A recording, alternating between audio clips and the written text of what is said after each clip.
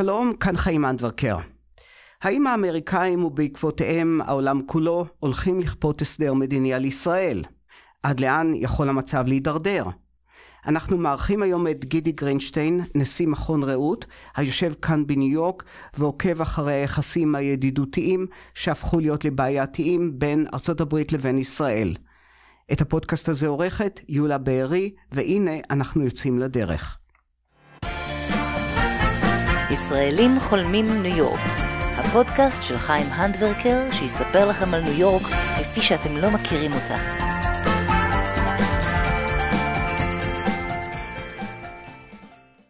שלום גידי. שלום חיים, ותודה שהזמנת אותי לחזור.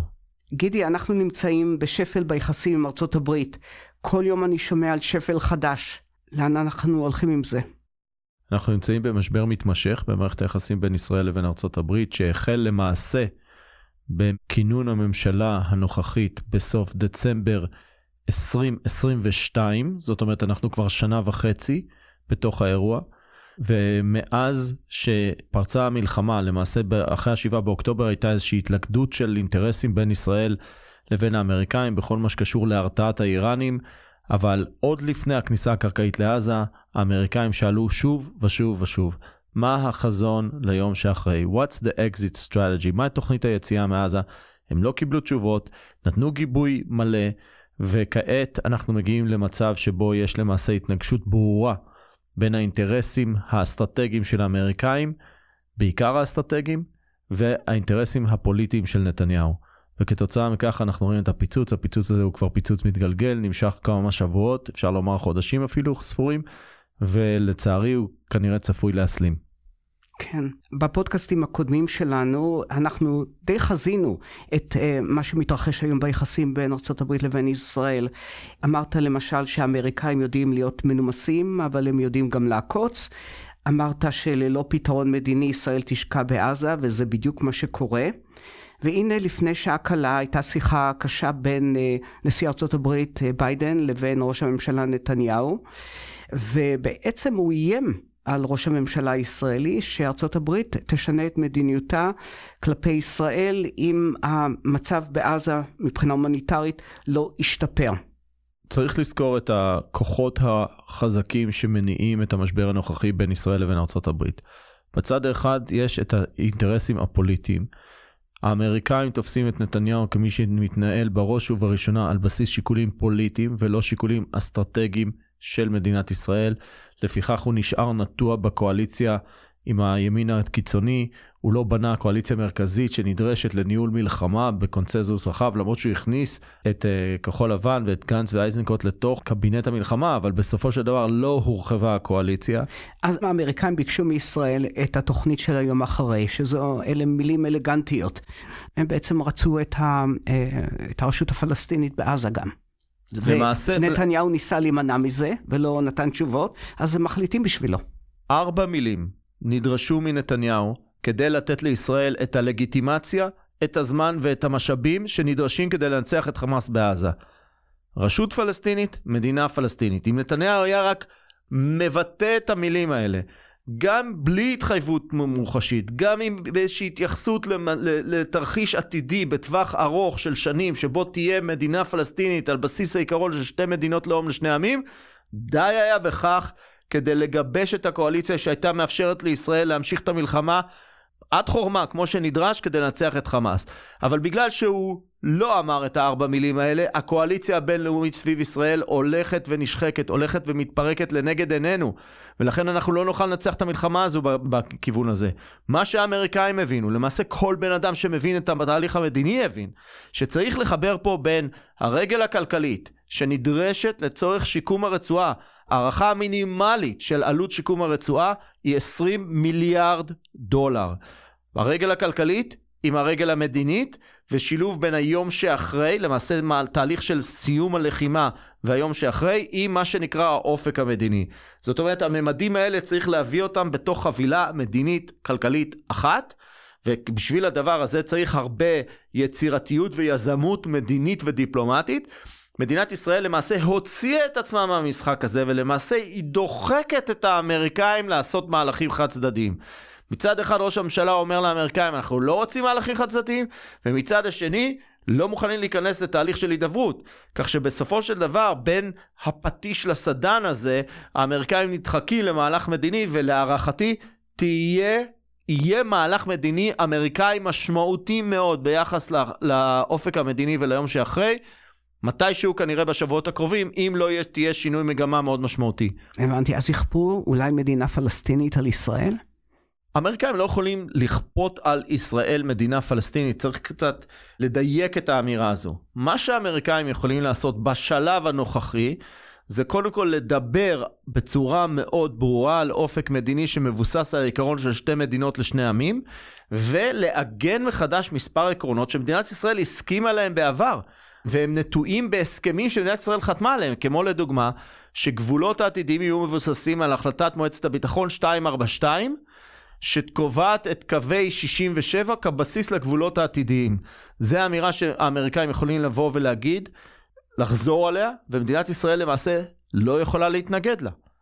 דוגמה נוספת, זה שבסופו של דבר, הסכמי אוסלו שחלים בגדה, ומדינת ישראל עדיין חתומה עליהם, שימו לב שממשלת הימין הנוכחית לא ביטלה את הסכמי אוסלו. ההסכמים האלה צריכים לחול עוד פעם בעזה.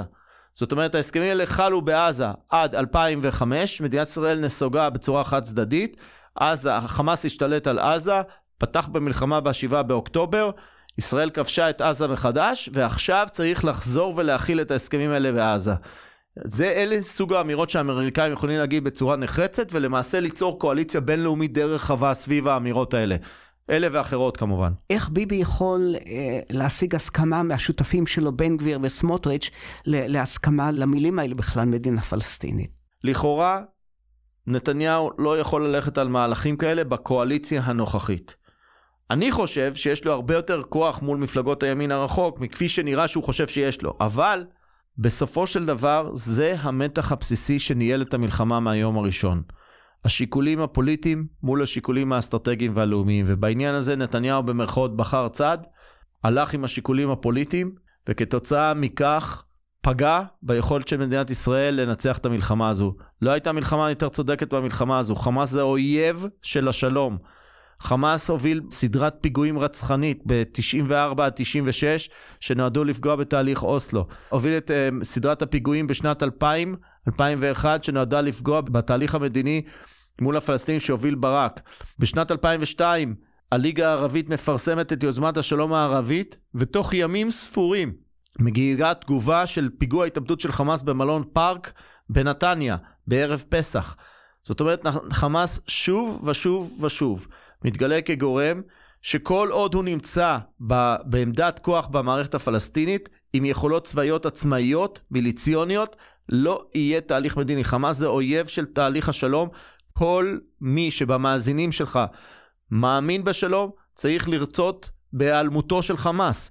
יצאנו פה למלחמה צודקת באויב אכזר, אויב ששולל את הקיום שלנו, אבל בגלל האופן שבו נועלה המדינה, הקואליציה הבינלאומית ההכרחית לטובת הניצחון התפרקה, או מתפרקת לנגד עינינו. גם אם יהיו אנשים שידברו על האחריות עד 7 באוקטובר, והתווכחו על מידת האחריות שנופלת על גורמים שונים, ברור שמאז 7 באוקטובר, האחריות חונה במקום אחד בלבד. גידי, אז מה הולך לקרות? האמריקאים יפסיקו למכור נשק לישראל, או יכנסו את מועצת הביטחון להחלטה להפסקת המלחמה? מה הולך לקרות? לאמריקאים יש הרבה מאוד מנופים על ישראל, חלקם גלויים וברורים ופומביים, וחלקם סמויים, והם יכולים להתחיל להפעיל את מנופי הלחץ. להערכתי הם כבר התחילו, אם זה בסנקציות על מתנחלים, אם זה באיסור כניסה על אנשים שמובילים את תעשיית הסייבר ההתקפי. כמובן הם יכולים לעכב העברות של נשק או תחמושת, הם יכולים לעשות הרבה מאוד דברים, יכולים לשחרר את ההגנה או להוריד את רמת ההגנה על מדינת ישראל במוסדות בינלאומיים שונים. יש להם הרבה מאוד מנופי לחץ על ישראל. אני מאוד מאוד מקווה שלא נגיע לשם. אני מאוד מקווה שההנהגה בישראל תתעשת ותצליח להגיע להבנות עם האמריקאים שימנעו את ההידרדרות הזו ביחסים. אבל, כפי שאמרתי קודם לכן, כשממשלת ישראל והעומד בראשה נתפסים כמי שמאיימים מצד אחד על האינטרסים הפוליטיים ועל עצם ההיבחרות מחדש של ביידן. ומצד שני, ישראל נתפסת כאבן נגף באסטרטגיה האמריקאית. במצב הזה התגובה האמריקאית תהיה נשכנית, ולהערכתי יכולה להיות כואבת מאוד. כן, אתה יודע, כמובן, זה לא קורה מחר בבוקר, זה תהליך. אבל צריך לזכור שגם אם ביידן מפסיד בבחירות, הוא עדיין בשלטון עוד 9 חודשים, זה הרבה מאוד זמן. כן. אתה יודע, זה משגע אותי שישראל הייתה במלחמה הזאת הקורבן. יש לנו 134 חטופים וחטופות בעזה, והגענו למצב שכמעט ולא מדברים על החטופים ברחבי העולם. זאת אומרת, איזה מין מהפך שכזה. אנחנו הפכנו להיות, ישראל הפכה להיות הרעה שבחבורה.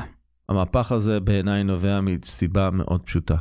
במקום שישראל תספר לעצמה, בראש ובראשונה, לאזרחים, הממשלה תגייס את הכוחות של הציבור סביב שיח שאומר, אנחנו נלחמים כדי להשיג שלום.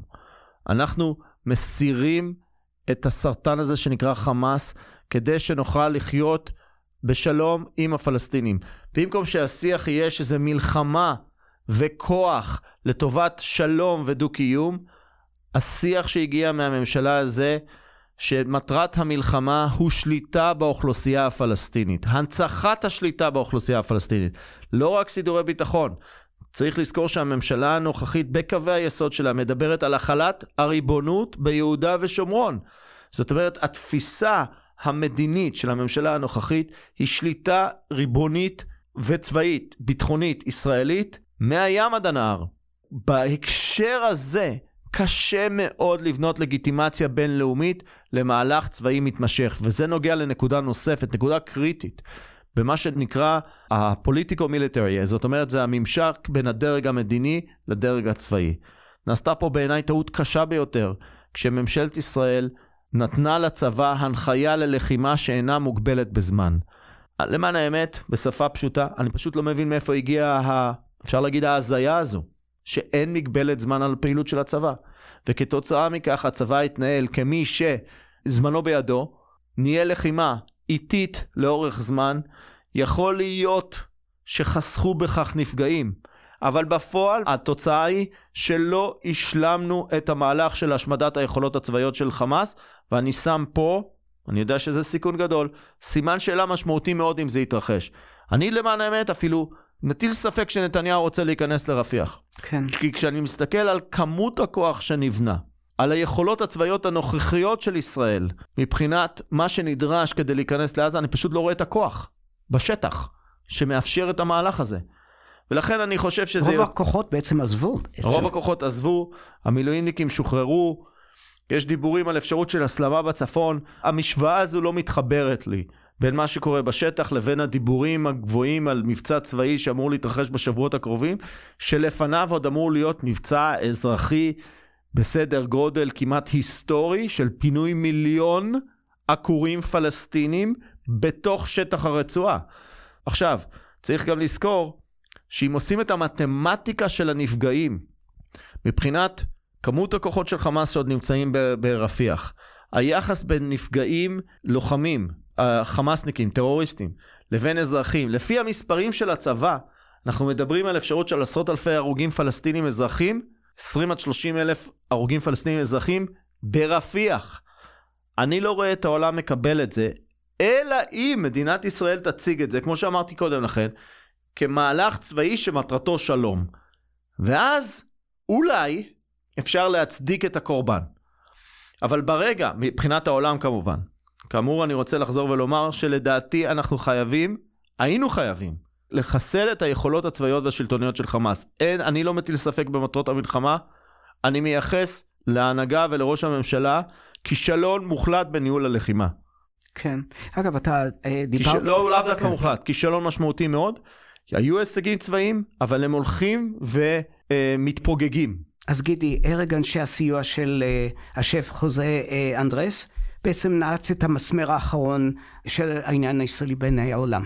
טעות טרגית, אבל היו כמה אירועים מאוד מדאיגים, שבעיניי בראש ובראשונה נוגעים לסיפור של משמעת בתוך הכוחות הלוחמים, בתוך צה"ל, בנוהלי פתיחה באש. במשך שנים אנחנו יודעים שיש שחיקה בדבר הזה, תחילה ביהודה ושומרון ובעזה, ואחר כך גם ברצועה. אבל זה התגלה, זה התפרץ. ברצח או בהרג של יובל קסמלן בירושלים, בפגיעה בשלושת החטופים בעזה, באירוע הנוכחי, ובעוד כמה אירועים, שבסופו של דבר, בראייה שלי, מעבר לבעיות הערכיות, זה מגלם שחיקה במשמעת המבצעית של הצבא. ולדבר הזה יש השלכות משמעותיות מאוד גם כן על היכולת לנהל לחימה בצורה כירורגית ומוצלחת, בעיקר באזור שהוא רווי באוכלוסייה אזרחית ורווי מטרות אזרחיות, וחלק מהיכולת להצדיק את הלחימה לאורך זמן זה ההבחנה בין המטרות האזרחיות למטרות הצבאיות, בין מישהו טרוריסט לבין מישהו אזרח. והשיח שמתקיים במקומות משונים בישראל, שבה כל העזתים זה חמאס, כולם בני מוות, ילד היום זה חמאסניק מחר, ולכן כל המטרות האזרחיות, כל האוכלוסייה האזרחית היא מטרה לגיטימית. השיח הזה הוא בעיניי פסול, לא מוסרי, ויותר מזה, הוא לא מעשי, הוא לא פרקטי, והוא פוגע, כמו שראינו עכשיו, ביכולת שלנו לנצח את המלחמה הזו. כן, צריך לקחת בחשבון גם שהחיילים כבר נלחמים כמעט חצי שנה, העצבים מרוטים, גם קצת עייפים, הסבלנות פוקעת, כל מה שזז נראה כאילו מחבל בא לה כדי לרצוח אותך או להרוג אותך, אז יש סיבות מקלות מהבחינה הזאת כלפי החיילים שביצעו את מה שקרה. ברור, הסיטואציה, מצב הלחימה הוא מצב קשה מאוד ומאתגר, אנשים נמצאים בלחץ. בעיקר בעזה. בעיקר בעזה. השטח צפוף, המטרות האזרחיות מעורבבות במטרות הצבאיות, והדבר הכי חמור זה שחמאס משתמש באוכלוסייה אזרחית כמגן. מתחבא מתחתיה, מאחוריה ומתחתיה. לכן המצב הוא טרגי. ולכן, על אחת כמה וכמה, מאחר וברור שאי אפשר לחסל את חמאס מבלי לפגוע באוכלוסייה, מבלי שתהיינה פגיעות באוכלוסייה האזרחית, היה חשוב לבוא ולומר מה מטרת הלחימה. לשם מה אנחנו עושים את מה שאנחנו עושים. ובדבר הזה, להערכתי, לא עמדנו ברמה שנדרשת כדי לייצר את הלגיטימציה, את הזמן ואת המשאבים שנדרשים כדי לחסל את חמאס. כן. היה שער באקונומיסט לפני כמה שבועות עם הכותרת ישראל לבד. שם אנחנו נמצאים עכשיו. אני חושב שיש לנו עדיין הרבה בעלי ברית בעולם. ויותר מכך, יש הרבה יותר אנשים שרוצים להיות בעלי הברית שלנו, שמבינים את ההיגיון של הלחימה הזו, כל עוד היא לחימה שמשרתת תכלית מדינית של היפרדות בין ישראל לבין הפלסטינים. כמובן שהיום יש הבנה הרבה יותר עמוקה צורכי המדחון המיוחדים של מדינת ישראל. אמירות שבעבר, כשהיינו אומרים, גם כשאני אמרתי, כשהייתי מעורב בתהליך המדיני, היו נתקלות באיזשהו נפנוף, בביטול, בתגובה שכאילו מדינת ישראל משתמשת בטיעונים הביטחוניים כדי להמשיך את השליטה שלה באוכלוסייה הפלסטינית. אני נתקלתי בזה באופן אישי, כמו שאמרתי, אחרים נתקלו בזה במשך השנים. היום מבינים גם גורמים בכירים ביותר בעולם הערבי, שעם חלקם אני נפגשתי, אחרים נפגשו, גם הם מבינים את זה היום, בצורה עמוקה. זאת אומרת, לכאורה ההבנה הזו מייצרת לנו הזדמנות מדינית משמעותית, להגן הסדרים ארוכי טווח שמבטיחים את האינטרסים הביטחוניים החיוניים של מדינת ישראל. כל זה קיים, אבל אנחנו גם נקלענו למצב שבו את ההזדמנות המדינית הזו אנחנו עלולים לפספס. דרך אגב, תחום נוסף שבו יש הזדמנות מדינית מאוד משמעותית, זה בכל מה שקשור לפירוק של אונר"א, ולהוצאה של אונר"א מהשטח. אבל כדי להוציא את אונר"א מהשטח, צריך להגיד שני דברים מאוד פשוטים, שגם אותם ממשלת ישראל לא מוכנה להגיד. אחד, זה שתהיה מדינה פלסטינית, לכן אותם פליטים פלסטינים למעשה יהיו בסופו של דבר אזרחים, מתישהו בעתיד, אזרחים של אותה מדינה פלסטינית, ולא יעלה על הדעת שיהיו אנשים שהם פליטים פלסטינים במדינה פלסטינית. זאת אומרת, יש לנו פה טיעון חזק ביותר שהעולם היה תומך בנו. והדבר השני, זה שהמשאבים והאחריות של אונר"א צריכים לעבור לרשות הפלסטינית. וגם זה היה מייצר משנה תוקף לתביעה, שצריך לעשות רפורמה ברשות הפלסטינית. במילים אחרות, יש פה איזושהי חבילה מדינית מוחשית ומשמעותית, שהיא מטווח נגיעה. ולצערי הרב, אנחנו נעים, במקום להתקרב לאותה הזדמנות מדינית, אנחנו מתרחקים ממנה. ולכן, נקודת המוצא שלי היא, יש לנו ידידים בעולם, ויש מספר הרבה יותר גדול של אנשים וגורמים שרוצים להיות הידידים שלנו, רוצים שאנחנו נצליח במלחמה, אבל אנחנו לא נותנים להם את הדרך להיות חלק מהמעטפת שתומכת בנו. אנחנו לא פותחים להם את הדלת ולא שמים להם את הגשר שמאפשר להם לעבור לצד שלנו. אנחנו מקליטים כאשר יש ברקע חשש ממתקפה איראנית על ישראל. וכאשר אני מסתכל על איראן, אני אומר, יש להם מדיניות מבריקה בעצם, בצורה מאוד מתוחכמת. הם הצליחו לכרות בור לישראל. ישראל כמובן עזרה להם בזה. לפחות יש להם מדיניות מבריקה. לי לא נראה שיש לישראל מדיניות חוץ. הזכרת את האקונומיסט. אז אני רוצה רק לציין שבדצמבר 2022, אקונומיסט מנה את ישראל כאחת מארבע הכלכלות המובילות בעולם. כן. זאת אומרת, המהלך שאנחנו עברנו בשנה וחצי, מסוף 2022 לאביב 2024, הוא מהמם מבחינת הצניחה או הירידה. אובדן הערך יש שיגידו. אובדן הערך, אפשר, השמדת הערך שהתרחשה כאן, ראשית, במערכות בחירות חוזרות ונשנות. זה קרה כמובן לפני הגיליון של אקונומיסט ב-2022, מספר שנים של חוסר יציבות פוליטית. בהמשך כינון ממשלת ימין רחוק, שהלכה על מהפכה משפטית בלתי נדרשת, שעד היום אף אחד לא מסוגל להסביר מה טוב היה אמור לצאת ממנה. זאת אומרת, אנחנו מבינים את השיחה של הכוח. בהיגיון של power grab, של תפיסת כוח, אפשר להבין את ההיגיון של אלו, של יריב לוין וחבר מרעיו, שחשבו, זו ההזדמנות ההיסטורית שלנו, להעביר אלינו כוח בצורה בלתי הפיכה. אבל מה טוב היה אמור להיות למדינה מהדבר הזה? עד היום לא ברור. איך הכלכלה הייתה אמורה ליהנות, איפה הביטחון אמורה להשתפר, כל הדברים האלה עלומים לגמרי. ואז, אחרי הסחת דעת של כמעט שנה, בא האירוע, האסון של 7 באוקטובר, ובעקבותיו המלחמה שכאמור מנוהלת לדעתי בצורה כושלת. עכשיו אנחנו נמצאים למעשה במציאות שבה מדינת ישראל צריכה לחשב מסלול מחדש. הדבר הזה לא יכול להתרחש בלי בחירות. ולכן אנחנו באיזשהו סוג של לימבו כזה, מצב ביניים, שלצערי עלול להימשך עוד חודשים.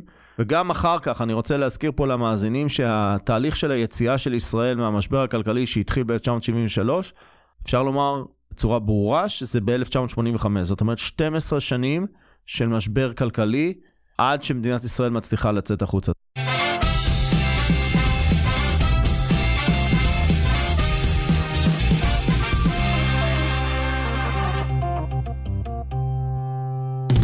גידי, אי אפשר לצפות שארצות הברית וישראל יסכימו על כל דבר.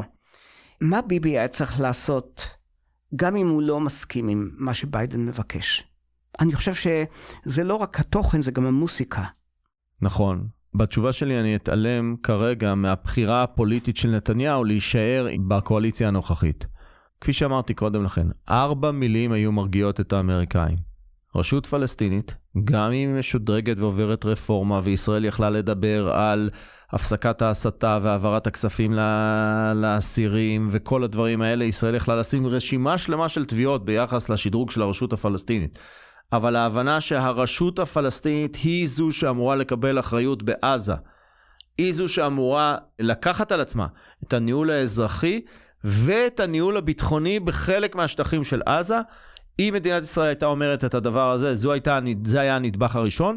הנדבך השני זה שהאופק המדיני מבוסס על העיקרון של 2 מדינות לאום לשני עמים. אני מדגיש את המילה לאום. 2 מדינות לאום, מדינה יהודית, מדינה פלסטינית ערבית, לשני עמים. 4 המילים האלה, רשות פלסטינית, מדינה פלסטינית, הייתה משחררת כל הלחץ. אני כבר אמרתי את זה פעמיים, אומר את זה פעם שלישית. אני מאמין שזה היה נותן לנו את הלגיטימציה, את המשאבים ואת הזמן כדי לנצח את חמאס. לביבי יש כבר ניסיון עם נשיאים דמוקרטיים, עם אובמה היו לו לא מעט חיכוכים. עכשיו בעצם הוא לקח את הנשיא הכי ידידותי שהיה לישראל, והוא גם איתו נמצא בעימות. מה זה עניין אישי? קשה לחלוק על האמירה שנתניהו מוקף באנשים שקרובים למפלגה הרפובליקנית. היועצים הכי קרובים שלו, התורמים שלו. יש שם נטייה מאוד חזקה לכיוון הרפובליקני. אבל ההחלטה למעשה לבטל לוותר בצורה כזו או אחרת על היהדות הליברלית בארצות הברית, זאת אומרת ללכת עם היהדות האורתודוקסית, הימנית ועם הקהילה האבנגליסטית, זו הייתה החלטה שהתקבלה בסביבתו של נתניהו לפני כ-12 שנים, פלוס מינוס 2010-2012. זו הייתה החלטה מודעת שיש לה השלכות דרקוניות, עצומות, על הביטחון הלאומי של ישראל. היא התקבלה בלי דיון, בלי קבלת משוב של מומחים, קבוצה קטנה של אנשים, פחות מאצבעות כף יד אחת, קיבלה את ההחלטה הזו שהשפיעה על דרכה של מדינת ישראל לשנים קדימה. צריך לזכור שכשמדינת ישראל מחליטה כיצד להתמודד עם האיום האיראני, יש מאות אנשים שמעורבים בהחלטה, והידע, הניסיון, החשיבה, הניתוח, מחלחלים למעלה, עולים למעלה, עד שמתקבלת החלטה, וכמובן שסמכותו של ראש הממשלה לקבל החלטה גם בניגוד לכל הדרג המקצועי. כשהוא עושה את זה, דרך אגב, אני רק אומר בסוגריים, הוא חייב לעשות את זה בתהליך הנכון. זאת אומרת, יכול להיות מצב שהדרג המקצועי חושב שמדינת ישראל צריכה להישאר a bipartisan issue בארצות הברית, וראש הממשלה עדיין עושה overruling, כאילו הוא מבטל את המלצת הדרג המקצועי והולך בכיוון אחר. זה לגיטימי לחלוטין בתנאי אחד, שזה נעשה בתהליך הנכון ובפורום הנכון, כפי שקובע החוק. באירוע הזה, שבו מדינת ישראל למעשה החליטה לבחור צד בתוך הציבוריות האמריקאית, לא עבר את התהליך הזה. ולכן בסופו של דבר, בעיניי זה רגע מכונן לקראת תהליך שבסופו של דבר אימת בעין את ראש הממשלה נתניהו עם אובמה ועכשיו עם ביידן. כן, ואני מצטט סקר שאומר שהיום רק 18% מהדמוקרטים מצדיקים פעולה ישראלית לעומת 36% בנובמבר. זו קטסטרופה. צריך להסתכל על 36% בנובמבר ואפילו לחזור אחורה. 36% בנובמבר, במספרים יותר גדולים ביותר להערכתי קודם לכן, היו תומכים בפעולה שהיא בהקשר של חזון מדיני. כיום מסתייגים בפעולה שהיא ללא הקשר של חזון מדיני. זה מה שצריך לומר. אנחנו לא יכולים לקחת את הריישה בלי הסייפה. הדבר השני, שאלת קודם לכן על איראן. איראן היא מדינה אסטרטגית שפועלת לטווחים ארוכים, בונה תשתיות של נוכחות ברחבי העולם. איראן זה מדינה ששואפת להשפעה גלובלית. איראן זה אחת המדינות הכי משפיעות בעולם נקודה, וכנראה שהוא הכי משפיע בעולם ביחס לגודל שלה. היא בונה תשתיות של נוכחות צבאית ואזרחית באמריקה הלטינית, באפריקה, כמובן בתימן, בלבנון, בעזה, בסוריה, בעיראק, במרכז אסיה. מדינה אסטרטגית בכל מה שקשור למאבק שלה מולנו, ואנחנו צריכים להיות אסטרטגיים מולם. והדבר המרכזי בעיניי זה שכשממשלת נתניהו הנוכחית הוקמה בדצמבר 2022, במקום להתמקד באיום האיראני, הלכו על מהפכה חוקתית שהסיחה את הדעת, הסיטה את המשאבים מהאתגר המרכזי שניצב בפני מדינת ישראל. כן, בפודקאסט הזה ראינו בביידן ידיד של ישראל, לימים הוא הוכיח את הידידות שלו. אולי צריך להגיד לממשלת ישראל, קחו בחשבון שיש לביידן אילוצים פוליטיים. לא מספיק להיות צודק בעיניכם, צריך להיות גם חכמים. אם ביידן חושב שצריך להכיל את תושבי עזה, אז גם אם בא לנו לדפוק את תושבי עזה, אנחנו צריכים למלא את עזה באוכל. וגם העולם הרי לא מוכן לקבל את זה. עדיין ישראל היא מדינה קטנה. אז אולי צריך להיות חכמים ולהתחשב באילוצים של הנשיא כאן. ברור. כפי שאנחנו מצפים שנשיא ארצות הברית, נשיאי ארצות הברית לדורותיהם, יתחשבו באילוצים הפוליטיים של ראש ממשלת ישראל, שפועל בתוך מערכת פרלמנטרית מורכבת, רבת מפלגות, קואליציות שיש בהן קולות שונים, אנחנו מצפים מארצות הברית להתחשב במורכבות הפוליטית בישראל. אני רק אזכיר שכשבלינקן הגיע לישראל וישב במשך 7 שעות בישיבת קבינט, נדמה לי שזה היה בתחילת המלחמה בתל אביב, אז ראש הממשלה נתן את הבמה לנציגים שונים של סיעות שהביעו עמדות שונות מעמדתו של ראש הממשלה. הדבר הזה הוא, ברוב מדינות העולם, הוא אירוע הזוי, שבמצב של מלחמה עולים שרים שונים ומביעים את דעתם מול שר החוץ של ארצות הברית. כל אחד לשיטתו, איך צריך להילחם בחמאס ולנצח את המלחמה הזו. זאת אומרת, יש לנו ציפייה מהאמריקאים להבין ולהיות רגישים למורכבות הפוליטית אצלנו. אני חושב שמן הראוי שאנחנו נעשה אותו דבר כלפיהם. כן. בטח ובטח במקרה שבו נשיא אמריקאי יצא מגדרו כדי לתמוך במדינת ישראל. הייתה ידיעה לא מזמן שמאחר והם לא יכלו להעביר את עסקת הסיוע הגדולה, הם עשו כ100 עסקאות קטנות כדי להעביר את הנשק ולהעביר את התחמושת. וגם לאחרונה בכל מיני מבצעים מוצלחים של ישראל, הקוראים הנאמנים של התקשורת, אלה שכמוני שקוראים עד השורות התחתונות את רוב הידיעות האלה, יראו שהרבה מאוד פעמים מדינת ישראל מכירה בכך שהייתה תרומה של המודיעין האמריקאי מבצעית להצלחת הפעולות שונות, חלקם פעולות שזכו לבולטות עצומה.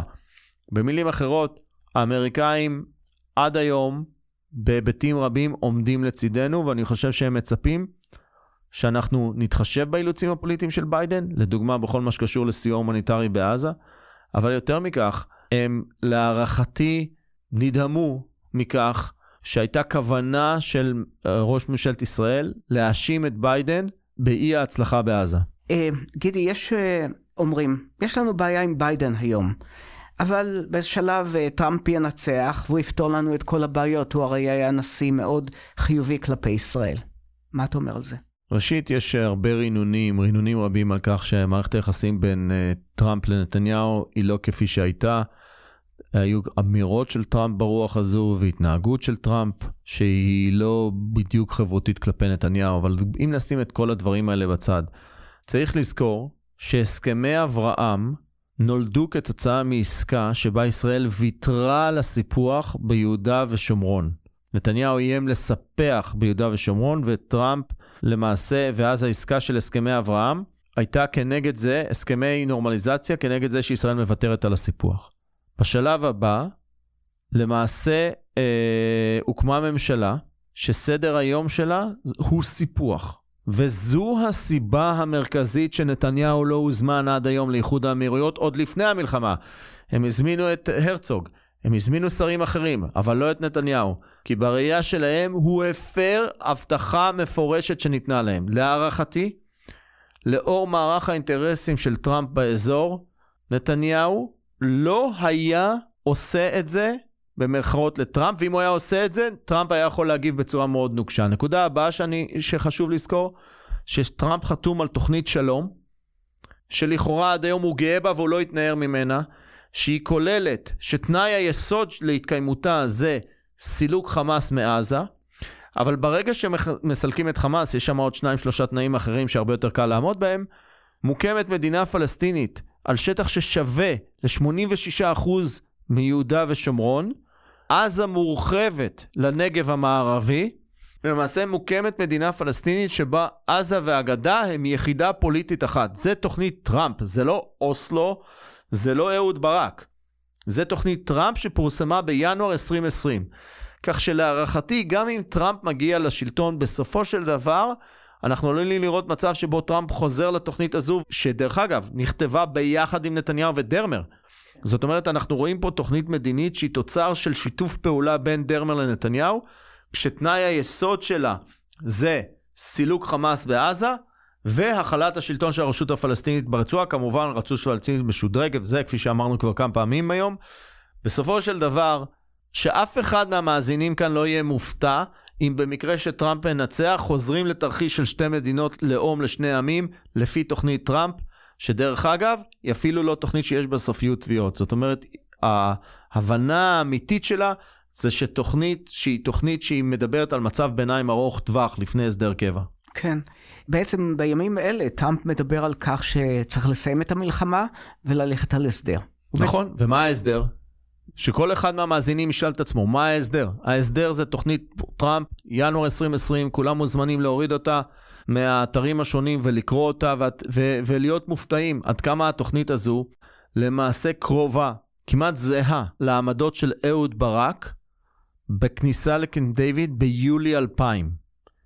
אם אני משווה בסעיפים השונים, טריטוריה, גבולות, ירושלים, פליטים וכיוצא בזה, בין תוכנית טראמפ לעמדות של ברק ביולי 2000 בכניסה לקמפ דיוויד, אני שם את זה בטבלה מסודרת, ואני מוריד את השורה העליונה שאומרת, מאבחנת בין טראמפ לברק, רוב המאזינים לא ידעו את ההבדל. צריך להיות מומחה כדי להבין את ההבדלים בין העמדות של טראמפ בינואר 2020 לבין העמדות של ברק ביולי 2000. והמאזינים צריכים לזכור את זה, כי בסופו של דבר שטראמפ מדבר על הפסקת הלחימה, סיום הלחימה, הפסקת אש וחזרה לתהליך מדיני, להערכתי הוא חוזר לנקודה הזו. אני שומע מכל מיני אנשים שיש להם תחושה שטראמפ בקדנציה הבאה לא הולך להיות כל כך פרו-ישראלי. אני חושב שבבסיס טראמפ הוא פרו-ישראלי. הוא תומך במדינת ישראל, בבסיס שלו. אבל טראמפ הוא גם בן אדם בעיניי שהוא דיל מייקר. אנחנו ראינו לפחות בכל מה שקשור להתנהלות סביב ישראל בקדנציה הראשונה, גם את תוכנית השלום, כשאחד הדברים שטראמפ במרכאות חידש, זה שהתהליך הכלכלי, או החזון הכלכלי, קדם לחזון המדיני, ובסופו של דבר התוכנית של טראמפ מחברת בין החזון המדיני לחזון הכלכלי, זאת אומרת יש פה איזה היגיון עסקי, כלכלי, שהולך ביחד עם המהלך הדיפלומטי, וכמובן בכל מה שקשור להסכמי אברהם, וצריך לזכור שג'רד קושנר שהוביל את הסכמי אברהם, אני אגיד כאן שלדעתי מגיע לו פרס נובל לשלום על הדבר הזה. לקושנר או לטראמפ? לקושנר. כן. אז אותו הסכמי אברהם, בהמשך קושנר מקים מכון ועמותה, Non-Profit Organization, שמתעסקת בקידום החזון של הסכמי אברהם. וממשיכים לפעול, וכל האנשים שנמצאים שם, זה אנשים בתוך העמותה הזו, זה אנשים שהם יוצאי ממשל טראמפ. חלקם עברו עם השגריר דיוויד פרידמן. לדוגמה, המנכ"ל הנוכחי, אריה ליבינגסטון, הוא היה היועץ של שגריר פרידמן. במילים אחרות, טראמפ גם מאוד מושקע בסעודיה, במדינות המפרץ. זאת אומרת שזה לא שלמדינת ישראל יש את הנגישות הבלעדית אליו. יש הסתברות סבירה שהוא ישרת היגיון של השגת יציבות אזורית. וצריך לזכור מה האמירתים אומרים ומה הסעודים אומרים. שלא ניתן להגיע להסדרה בעזה, כולל הסדרה כלכלית, והם לא ייכנסו עם משאבים כלכליים משמעותיים, וודאי שלא יהיה כוח התערבות ערבי עם חיילים מרוקאים, אמירתים וכיוצא בזה בעזה, בלי נתיב מפת דרכים כלשהי למדינה פלסטינית. במילים אחרות, טראמפ, להערכתי, יכול לדחוף את הצדדים לכיוון של תוצאה של שתי מדינות לשני עמים, הרבה יותר מהר מכפי שרוב המאזינים מעריכים. כן, אז הוא יהיה זה שיכפה את ההסדר אולי. בסופו של דבר, כל מי שמקבל את הניתוח שהאמריקאים מנסים לצמצם ולגדר את החשיפה שלהם לחוסר יציבות במזרח התיכון כדי שהם יוכלו להתמקד בסין, כל מי שמקבל את הערכה הזו מבין שיש כאן אינטרס ביציבות מדינית, במהלך שיביא ליציבות, ושכינון של מדינה פלסטינית, כמובן, עם כל ההסתייגויות שנאמרו קודם לכן בשידור, הסדרים ביטחוניים, רפורמה ברשות הפלסטינית וכיוצא בזה, יש פה אינטרס עצום, האינטרס הזה הוא חוצה קדנציות בארצות הברית, ולהערכתי הוא גם ינחה את ההתנהלות של הנשיא הבא, בין אם זה ביידן או טראמפ. מה המשמעות בעיניך שהסנאטור צ'אק שומר, סנאטור דמוקרטי יהודי פרו-ישראלי, יצא נגד ראש הממשלה ובעצם אומר שישראל זקוקה לבחירות? כמובן שמדובר פה באמירה חריגה ויוצאת דופן מבחינת הגילום, מבחינת זה שהיא מגלמת ומבטאת סוג של התערבות או התערבות בתהליך הפוליטי במדינת ישראל. וכמובן הייחוד של ההתבטאות הזו נובעת מזה ששומר הוא יהודי והוא גאה ביהדות שלו. צריך לזכור ששבוע קודם לכן שומר נאם בכנס של איפא"ק. אז אחד הדברים שאנחנו צריכים לשאול את עצמנו, זה מה גורם לאדם כמו צ'אק שומר לומר את האמירה הזו באופן שבו היא נאמרה. והתשובה שלי ששומר כדמוקרט מצד אחד, וכמי שהוא סנאטור, מבין את ההתנגשות שהייתה צפויה בין ישראל לבין ארצות הברית בממד האסטרטגי ובממד הפוליטי מול ממשל ביידן. וההצטלבות הזו בין השיקול הפוליטי לשיקול האסטרטגי, להערכתי הניע את שומר לעשות מעשה שהוא מנוגד ל-DNA שלו במשך השנים. אפשר להניח שזו אמירה שהייתה גם על דעת הנשיא. כן, כמובן, כי הנשיא, כמו שאמרתי, הנשיא מרגיש, מצד אחד הרגיש איום על היכולת שלו להצליח ולהיבחר מחדש, איום שהוא לא צפה, לפחות לא לפני מספר חודשים, וגם יש על הנשיא לחץ בתוך גורמים בתוך הצבא האמריקאי, ליישר את מדינת ישראל לתוך אותו מערך אסטרטגי. צריך לזכור שלפני כמה שבועות היה ביקור של גנרל אמריקאי במזרח התיכון, נדמה לי שזה היה גנרל קורילה, והוא הגיע למעבר ארז, על פי הדיווחים השונים, והוא ישב שם, נציג צה"ל הציג לו את הדברים, ובתוך כדי המצגת הוא פתאום הבין שישראל למעשה יצאה מצפון הרצועה. זאת אומרת שצפון הרצועה זה מקום בו אין שום גורם ששולט. מדינת ישראל לא נמצאת שם. כמובן שאנחנו לא מוכנים שחמאס ישלוט, לא מוכנים שהרשות הפלסטינית תיכנס. אנחנו לא רוצים להיות שם. כל מיני דיבורים מוזרים על שלטון חמולות, כאילו שהחמולות האלה לא נלחמות אחת בשנייה וחלקן בכלל נאמנות לחמאס. פתאום הם מבינים את הריק.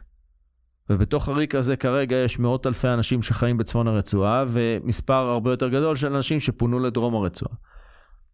בעקבות הדבר הזה, האמריקאים לדוגמה, מאיצים את ההצנחות, מכניסים את הסיוע ההומניטרי לעזה, מכריזים על הקמת נמל בעזה. צריך לזכור שבמשך 20 שנה מדינת ישראל מתנגדה, ופתאום היא שומעת בנאום של ביידן שהולך להיות נמל בעזה. במילים אחרות, האמריקאים פתאום הבינו שהמצב בשטח הוא כזה שהוא מחייב את ההתערבות שלהם, והדבר הזה מגיע גם מלמטה, במרכאות מלמטה, מהדרג הצבאי, וגם מהיועצים הפוליטיים של ביידן, והדבר הזה למעשה מוביל לפיצוץ המתמשך הזה. לדעתי אנחנו כבר נמצאים 8 שבועות בתוך הסיפור הזה, אולי קצת יותר, שיש בו, כל שבוע יש בו אירוע. היום, כפי שציינת, הייתה שיחת טלפון שתוארה כקשה בין ביידן לבין נתניהו. הייתה הדלפה מהשיחת זום בין דרמר והנגבי לבין הבכירים האמריקאים, שבה דרמר תואר כמי שאיבד את השליטה קצת וצעק שם. וכל שבוע יש לנו איזשהו אירוע בתהליך הזה, שאחד מנרגעי השיא שלו זה הנאום של שומר.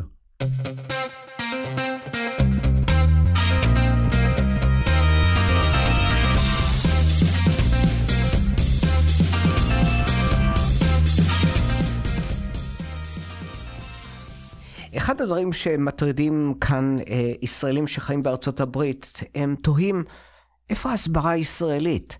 היה צריך ללכת ולדחוף חזק מאוד את העניין של החטופים, את העובדה שישראל הייתה קורבן במלחמה הזאת, ויש תחושה שאין שליטה במה שמתרחש כאן בתחום הזה. הסיבה שההסברה, מה שנקרא הסברה ישראלית, צריך לזכור מה זה הסברה. הסברה זה איזשהו ניסיון בשקלים של תקשורת, כדי להסביר וליידע את הציבור ביחס למה שקורה. אני דווקא חושב שבכל מה שקשור למצוקה של החטופים, לאסון, למצב האסוני שהם נקלעו אליו, ביחס לדבר הזה יש לישראל הצלחות עצומות. דרך אגב, הרבה מאוד בזכות הקהילות היהודיות המקומיות. רובם המכריע מתנדבים, עושים לילות כימים בעניין הזה. לפני כשבוע הייתי בארגנטינה, גם שם הקהילה היהודית בארגנטינה שומרת את הנושא הזה כנושא חם על סדר היום. אתה מגיע לפגישות עם יהודים בארגנטינה והם באים עם הדיסקיות מחוץ לחולצה, וזה קורה בכל מקום בעולם. כל זה קורה לא בגלל ההסברה הישראלית, אלא לא רק בגלל ההסברה הישראלית, אלא קורה בגלל ההתגייסות האדירה של הקהילות היהודיות וגם הקהילות הישראליות בתפוצות לקידום הנושא הזה. ואני חושב שחשוב להכיר בזה, שבמקום שבו אנחנו צודקים, יש הצלחות עצומות. צריך לזכור שבמקביל, לדוגמה באפריקה, היה משבר חטופים אחר, פלוס באותו סדר גודל, שכמעט לא זכה להתייחסות. המשבר שלנו נמצא בראש סדר היום. אבל, כשמתנהלת מלחמה, בלי סיפור מסגרת, שקושר את המלחמה עם יעדים מדיניים, שהם יעדים של שלום, יציבות, סגסוג, גם אם בטווח הארוך, אז אי אפשר להצליח בהסברה. כל התעלולים המילוליים של אלון לוי ואחרים לא יוכלו לחלץ אותנו מהמצוקה המדינית שנובעת מכך שאין חזון ביחס ליום שאחרי. כן, גידי, בשיחה המקדימה שלנו, אתה התייחסת למה שקורה בעזה כאל מין דרזדן של מלחמת העולם השנייה. אני אמרתי שממדי ההרס בעזה הם עצומים. והשוויתי את זה במקומות מסוימים בעזה, לרמת ההרס שראינו במקומות שבהם היו הפצצות קשות מאוד. אני אמרתי את זה, אבל בהקשר שחשוב להבין את היקף השיקום. יש כאלה שאומרים שנדרשים 40 מיליארד דולר. 40 מיליארד דולר נדרשים לשיקום הרצועה. יש מחיר עצום לזה שאנחנו נלחמים בחמאס שמסתתר בתת קרקע. המשמעות היא שתשתיות הביוב, תשתיות המים, הכל נהרס. חלק גדול מהאזורים של עזה הם לא ראויים למחיה כרגע. זאת אומרת, השיקום של התשתית, ההכשרה של הקרקע לחיים עליה, כל אלה יהיה להם עלויות אדירות. אני קראתי באיזשהו מקום שכמות פסולת הבניין שצריך לפנות מעזה כרגע, היא שווה ל-25 שנות פסולת בניין במדינת ישראל. זאת אומרת, בכל שנה במדינת ישראל מיוצרת פסולת בניין בהיקף מסוים, שהמאזינים יכפילו את זה ב-25 שנה, זה כמות פסולת הבניין כרגע שצריך לפנות בעזה, וזה עוד לפני המבצע ברפיח. במילים אחרות, האתגרים הם עצומים, ולכן בהקשר הזה, אנחנו צריכים להבין שאם מדינת ישראל לא תגבש את אותו אופק מדיני, היא תהיה אחראית על הניהול של האסון הזה. האסון ההומניטרי והאזרחי הזה. אבל העולם לא ייתן לה בעצם. כן, אבל גם לא תהיה ברירה. בסופו של דבר, אם אנחנו לא נאפשר לרשות הפלסטינית להיכנס ולשלוט בעזה, אנחנו נהיה אלה שנשלוט בעזה. לא יהיה לנו ברירה. כבר עכשיו מדינת ישראל בעל כורחה נשאבת לפרויקט סיוע הומניטרי, אולי הגדול בתולדות מדינת ישראל. המאזינים והחלק גדול מהישראלים לא מבינים. מה שקורה בעזה זה הפרויקט הסיוע ההומניטרי הכי גדול בתולדות מדינת ישראל, ונתניהו השבוע אמר שכדי לשחרר את הלחץ המדיני, הוא רצה במרכאות להציף את עזה באוכל. נדמה לי שקראתי את הציטוט הזה. 2 מיליון איש שעכשיו צריך להכיל אותם. 2 מיליון איש שלא מגדלים שום דבר ולא מייצרים שום דבר. עכשיו אנחנו הולכים להכיל אותם. זה יותר מרבע מאוכלוסיית מדינת ישראל. סליחה, קצת פחות מרבע מאוכלוסיית מדינת ישראל, שאנחנו הולכים להכיל אותם מהכף היד שלנו לפה שלהם. זה החזון, חלק מהחזון, וגם אם זה רק 1 מיליון, ולאורך זמן. במילים אחרות, אנחנו נמצאים במצב שבו, ללא חזון מדיני, אנחנו נשלם את המחיר של השליטה באוכלוסייה הפלסטינית בעזה, את המחיר הכלכלי. תזכרו שכבר יש אנשים, כולל כאלה שהתנגדו לשליטה הישראלית בעזה, שאומרים כבר אין ברירה, צריך לכונן ממשל צבאי, לפחות בצפון הרצועה, ולנהל את זה בצורה ישירה. המשמעות שזה הן דרקוניות. וזה על אחת ככה רק עוד טיעון למה אנחנו כן צריכים למצוא את הדרך לעבוד עם הקהילה הבינלאומית, כדי לבנות את היכולות של הרשות הפלסטינית, כדי שהיא תיקח אחריות בתוך הרצועה. אמרנו שבחלקים מסוימים של עזה נפגעו ומזכירים את דרזדן. מצד שני ראיתי מאמר בניוזוויק שמסביר שצה"ל יחסית עשה עבודה נקייה בהתחשב בתנאי השטח הבלתי אפשריים. אין ספק שנעשה מאמץ אדיר להגן על האוכלוסייה האזרחית. לא זה העניין. העניין הוא ממדי ההרס. ומה נדרש כדי לשקם. כי בסופו של דבר, אנחנו עלולים למצוא את עצמנו, אחראים למחיה של 1 מיליון, יש בעזה 2.3 מיליון אנשים, 1.5 מיליון עקורים. שהמאזינים יחשבו מה המשמעות של זה מבחינת אוהלים, מחולות, מזון, מים, מחלות, חיסונים, כן. טיפולי בריאות, בתי חולים. חמאס השתמש בבתי חולים כבסיסים של פיקוד, כמקומות של למסתור. בתי חולים נהרסו, מחלקות של יולדות, מחלקות טיפול נמרץ. אין ספור ממדים של שלטון אזרחי ברצועה, שאנחנו עלולים להיקלה להיות אלה ששולטים. צריך לזכור, יש הרבה השוואות שנעשות בישראל למה שקרה בגרמניה, אחרי המלחמה. כולל שימוש בדימויים של דנאציפיקציה שהייתה בגרמניה, ורוצים שיהיה תהליך דומה בעזה. אבל כשהתהליך הזה התרחש בגרמניה, למעשה היה מנהיג גרמני בשם אדנאואר, שקיבל על עצמו את ההשלכות של המעשים הנפשעים שהוביל השלטון הנאצי, ולכן הוא יצר למעשה משטר גרמני שהיה מוכן להיכנס לתהליך של הדנאציפיקציה, וגם אז התהליך הזה נמשך 20, 25, 30 שנה. עד שבאמת אפשר היה להגיד שהשלטון בגרמניה נקי מנאצים לשעבר בדרגי הביניים ובדרגים הבכירים. התנאים האלה לא קיימים בעזה, וברור שכשאנחנו נשלוט בעזה, יש סתירה פנימית בין הרעיון שאנחנו נשלוט בעזה, לבין זה שיהיה תהליך פנימי של הכרה בישראל והשלמה עם ישראל. למעשה המצב הזה הוא מצב שהוא בהתנגשות, ההיגיונות האלה פשוט מתנגשים בצורה ישירה. ולכן ההרס הוא סוג של מלחמת גוג ומגוג בעזה, והדימוי הזה לדרזדן, כי חלקנו מכירים את התמונות, הוא דימוי כאילו יותר ויזואלי. כן. אבל כרגע מדינת ישראל לא מוכנה להיות ארצות הברית. היא לא מוכנה להיות זו ששולטת בעזה, מתוך כוונה להחזיר את עזה לפלסטינים, כדי שהם ינהלו את עזה בצורה עצמאית, ככל שעזה עומדת, ככל שההנהגה הפלסטינית תעמוד בדרישות מסוימות. צריך לזכור שכבר ב-1949, גרמניה, נדמה לי שב-1949, גרמניה הופכת להיות מדינה עצמאית. אף אחד בממשלת ישראל הנוכחית לא מדבר על שום תרחיש, אפילו החיובי ביותר, שבו בעוד 4 שנים הפלסטינים הם עצמאים. גידי, היינו מאוד פסימיים היום. יש לך משהו חיובי להגיד לי? אני חושב שיש פה הזדמנות גדולה. יש פה הזדמנות מדינית גדולה.